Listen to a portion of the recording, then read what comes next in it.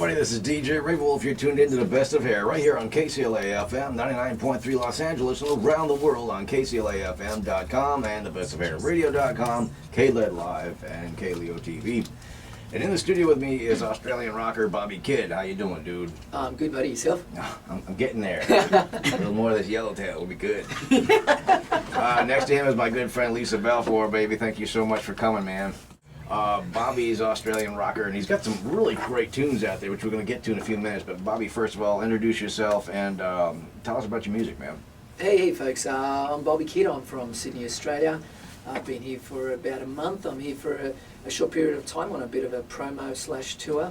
I just want to get out to as many folks as we can and just show everyone my music. And it's pretty much what I do is it's rock. It's commercial, you know, radio-friendly sort of rock, melodic rock. You know, Yeah. It's what I do. It's what I love, and It's great stuff.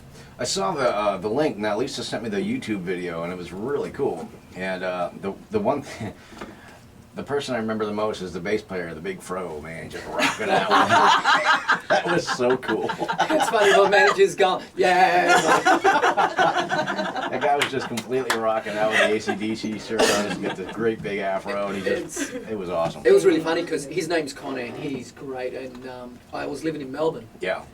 4 years prior to moving back to Sydney. That's where I grew up. And Right. I remember on the day of the video, you know, we were talking about what to wear. And Yeah. I said, just wear a black shirt. And he rocked up for that. He goes, is this all right? I go, hey, Stacey, that is you. Yeah. And he's just a wild guy. And what you don't see on the video, I mean, you see a lot of energy on that video with him. Yeah. Behind the scenes, though, he was crazy. He was jumping off these amps and Wow. like the whole day was literally just a ball of shooting that video. And he's like that live. You know, he was, and we feed off each other. Yeah. You know, which is a good thing. So You need that, man. Yeah. It'd be kind of stupid to see a video with the guy just sitting there like it's a chore and whatever. You know, this guy's he just rah. And that's not put on. I mean, when you see us live at any moment, I turn around and I don't know what to expect from Connor. You know? Yeah. I've got to be careful because He's over there smashing the bass. Yeah! Hello, Los Angeles. There are times he's bumping into me because I'm turning around doing my thing, and then I got to be careful. I got to watch where Connor is. So Connor needs his own little space just for him. Right. And then the rest of the band. Yeah, he's a lovely guy, and he's full of energy. Very cool. How'd you guys get formed, and what's going on with the band? I mean, you guys started in Australia, and now you're over here kind of promoting, I guess, trying to get some publicity as well. We'll try to do the best we can here. Tell me about the band and how you guys got together. Well, it's not actually, I mean, they're my backing band. Mhm. So I'm actually a solo artist, and obviously they're the guys that I use for my backing band Sure. back in Melbourne. Sure. But I am here on my own, so I'll be doing acoustic shows. There's a guitarist that I'm using from here called James, and we're going to be doing some home shows. Very cool. Just to get in, you know, just keep it down, intimate evenings with BK, with the fans and Yeah. people that are going to be hosting it throughout California.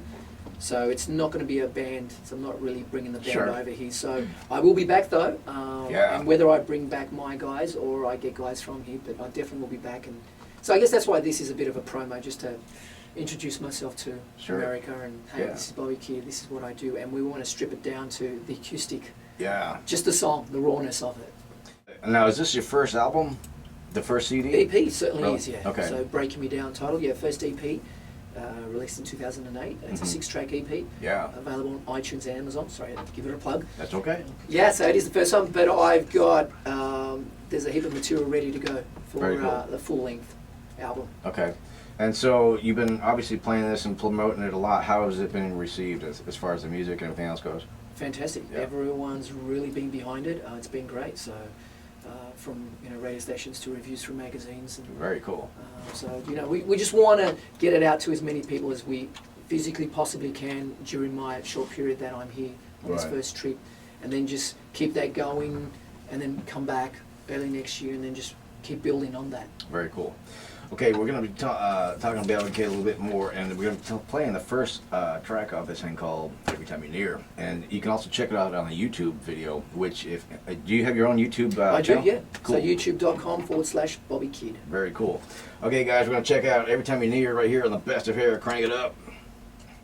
And there you go, the bestofhairradio.com, and Bobby Kidd cranking out the tunes for Every Time You're Near. When you guys go to clubs out in Australia, what do they normally drink? Is it mostly beer, or is it a wide range, or what? It varies, but I mean, a lot of guys do drink the beer. which is not something that I'm into. I never got into the beer. We import a lot of stuff from Australia. Do you guys get any Americanized beer or no? Not that I'm aware of. Because clearly I don't drink beer, so I'm not aware of it. So. Really? Well, we probably do. I don't know. Oh man, we gotta go to Australia and check it out. But can I just say that, and again, I had this discussion with someone from the UK, that our beer is actually stronger. So there's more alcohol volume in our beer than there is in, like, say, your beer in the UK beer. That's weird. I wonder why. You get drunk faster, but I know, yeah. But I know that is a fact, though. But unless someone corrects me, but that's what I've heard. See, now I gotta go to Australia. We gotta just to test the beer. Yeah, this is the Mythbusters. just Google it. Yeah. Just Google it. Just Google it. But great tunes, man. Now talk about some of the songwriting processes. I mean, you've heard a lot of the American bands and some of the music over here. Are you influenced by that stuff at all, or do you kind of? For sure. Really? Okay. Yeah, I mean, I'm heavily influenced by the US bands, more so than what we've got down in Australia, and that's no disrespect to any Australian bands or artists. Look, I grew up with the 80s sort of music, Right. Sort of like your Kiss, your Jovies, your Poisons, Rat, Whitesnake, that whole Skid Row, that whole hair band, and Richard Marx, and they were great songwriters, they were great musicians, they were great singers, and they had these great songs. So that's what I grew up with. So naturally, when I was writing, or when I'm writing, I don't sit there, consciously thinking I've got to write, and that it's got to be a certain way. I just do it, and that's the influence that kicks in. Right. That's the way it is. I mean, because this song here has some really strong hooks in it. So it's over in America everything's going to be real commercialized and all this other crap. But then you hear stuff like over in Europe, where they're more. There's a very different style, but it grabs you. It's different, I guess, because we're so used to their prepackaged, overproduced bubblegum Britney Spears stuff. And it's really cool to hear something that people can actually play and get into. It's a good groove and dance to, and, crank it up in your car, piss off the neighbors, Yeah. It was funny because I was doing this thing in Memphis where we were doing the Beale Street Music Festival.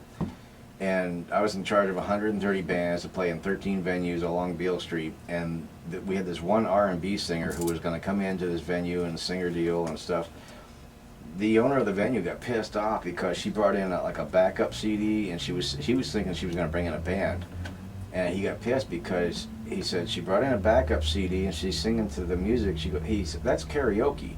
He goes, my patrons didn't pay to come someone to see karaoke. He goes, we have that every Friday night, And I'm thinking about that, you're right. That's what Britney Spears pretty much is. There's no band. It's all backup music.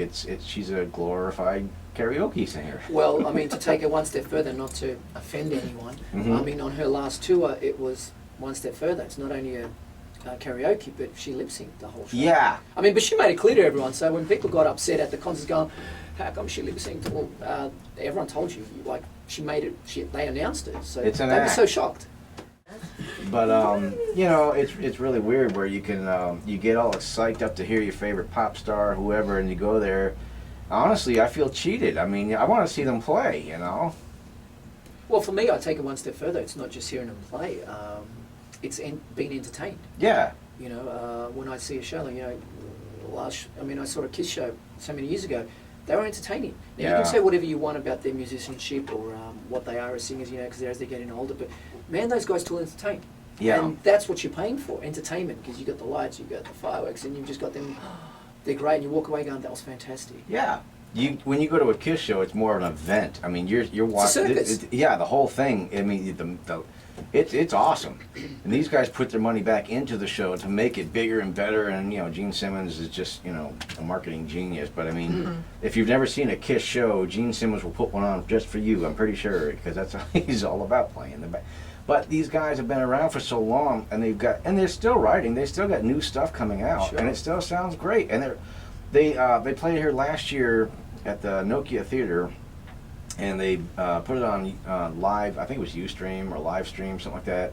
The whole thing was done free on video, which whoever bought a ticket would probably be really pissed. But it was really cool to see these guys live on stage, the whole entire concert, even before the scenes. They had the guys backstage filming everybody, and it was really cool. Nobody's ever done that.